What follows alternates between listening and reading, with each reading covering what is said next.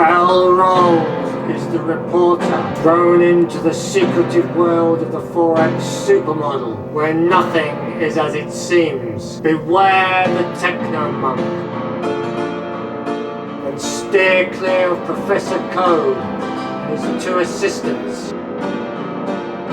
Give the senior trader a wide berth,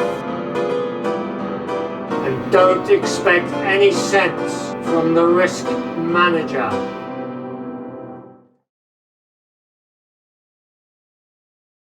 Good morning, I'm Professor Code and this is the Forex Super Model daily briefing for Monday the 3rd of the 5th, 2021.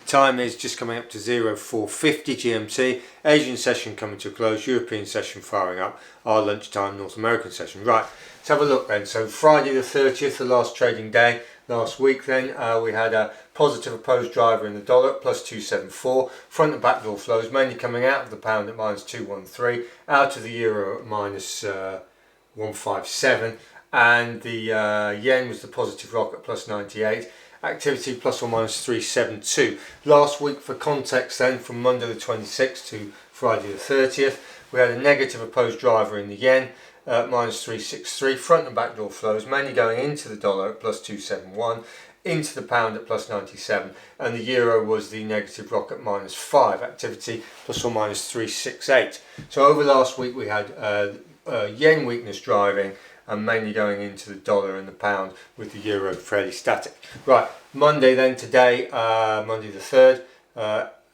this is the Asian session to about 15 minutes ago. We've got a negative opposed driver in the yen, minus 61, front and back door flows mainly going into the pound at plus 48, into the dollar at plus 29, and the euro was the negative rock at minus 16, activity plus or minus 77. Right, what's going to knock all this about this week? Right, we've got a busy week this week. We've got Monday then today. We've got German retail sales, US manufacturing PMIs, and the Fed shares Powell's speech later on today. Tuesday then we've got AUD rates decision. We've got trade balance for the AUD as well, and the NZD employment change. So commodity currencies in the frame Tuesday. Wednesday the 5th, New Zealand governor speech, US ADP employment change, and US service PMI. Right, Thursday the 6th, Bank of England rates decision, significant. Then Friday, China's trade balance, which is tier 2, and US NFP, non-farm payrolls.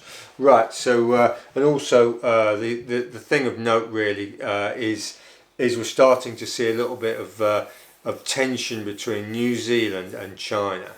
We've got a bucket full of tension between the Australians and China, and it's now spreading into New Zealand, so it seems. And New Zealand in 2020, approximately 30% of their exports were to China. So significant point of context there for New Zealand and China.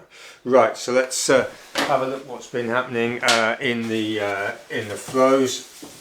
In terms of the Asian session, so our trades are about 300 to 400 points in the red still, but they've improved significantly and we've scaled significantly. So that's where we are. Right, so let's have a look then. The euro complex then. The euro is strong, except against the AUD and the NZD. The yen is weak across the board. The pound is strong, except against the AUD and the NZD. The Swiss franc is weak, except against the yen. The CAD is weak, except against the yen and the Swiss. The AUD is strong, except against the NZD. The NZD is strong across the board, and the dollar is weak, except against the yen, the CAD, and the Swiss.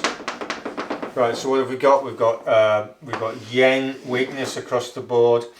We've got New Zealand strength, and you're starting to see basically the Swiss is very weak as well.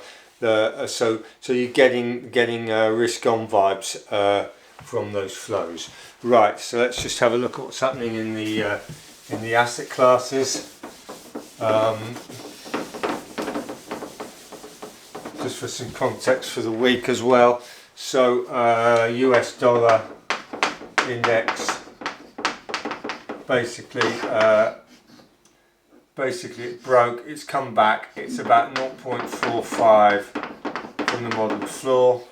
Gold, so the dollar's pretty weak still.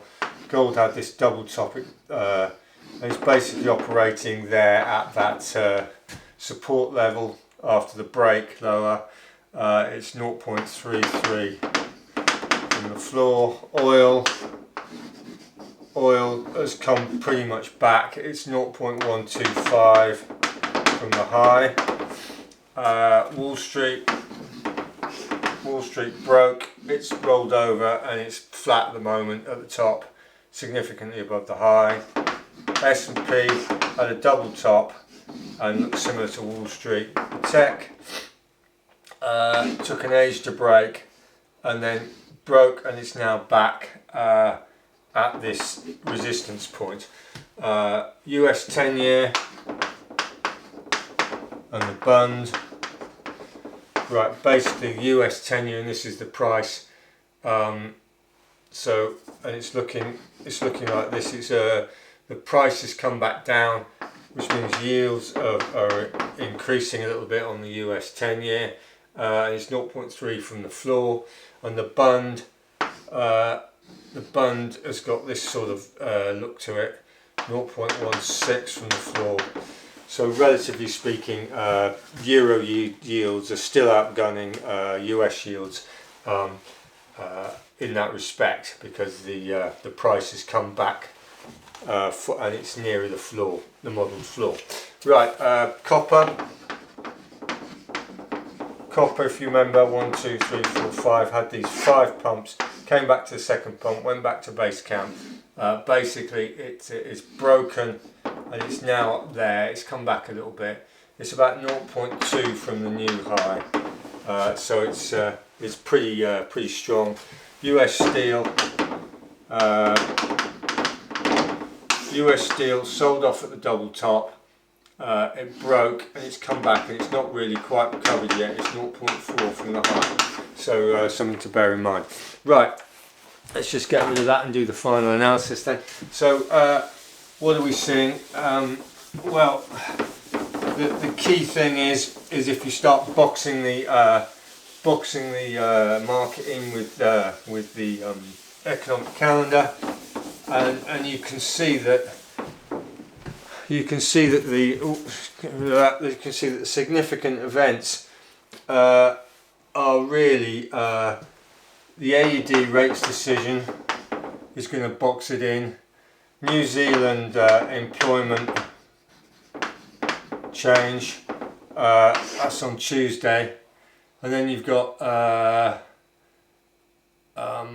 US ADP, which is not a great measure for employment change prior to the NFP for the US, but it will be significant. And then you've got basically